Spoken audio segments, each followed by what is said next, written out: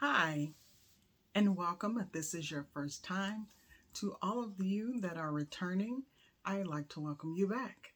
So, today I'm going to talk about the nonverbal skills that we use each and every day. Whether we know it or not, our nonverbal communication sends signals and messages to those around us based upon our gestures. Whether they are intentional or accidental, they are still nonverbal cues. So let's go over a few of those today. I'd like to share those with you and just take inventory and see if you have experienced any of these. Either someone has presented these nonverbals to you, or you realize that maybe you have exemplified some of the same behavior. So, one of the things that I'd like to think about when we meet someone, if you are in an environment where you are shaking hands, a firm handshake is very important. So it shouldn't be limp, it should be firm. You should make eye contact. And then just consider the fact that when you are talking to someone, that you want to exemplify a positive facial expression. So you don't want to reach out to them and shake their hand with a limp handshake.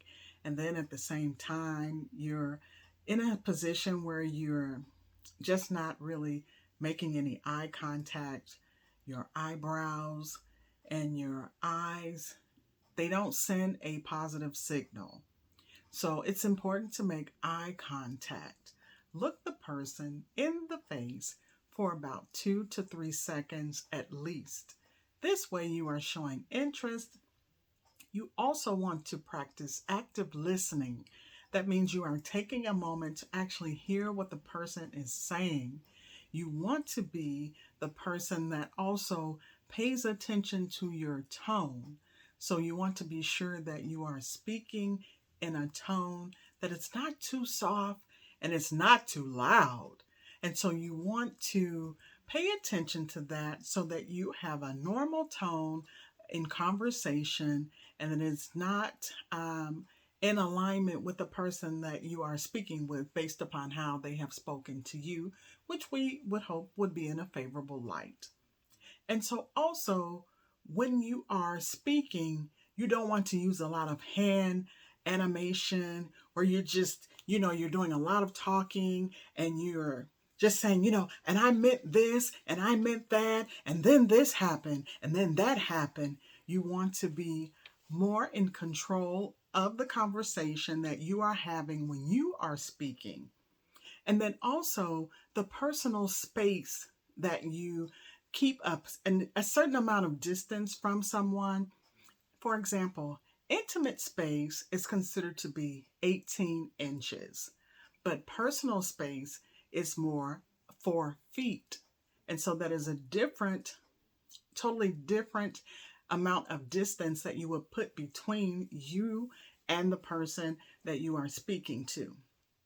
So just consider these are just a few things that come up very commonly in conversation.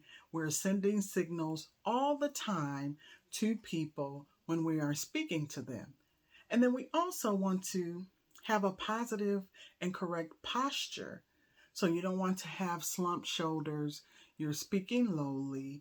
Your handshake was not firm. What type of signals and nonverbal communication are you exemplifying when you do that? You want to be sure that you practice active listening to be sure that you are paying attention to what the person is saying and that you are comprehending so that if for some reason you have questions that they do not answer during the conversation, then you will be ready to present your part of the conversation, your questions, your interest. You want to show interest in what the person is saying.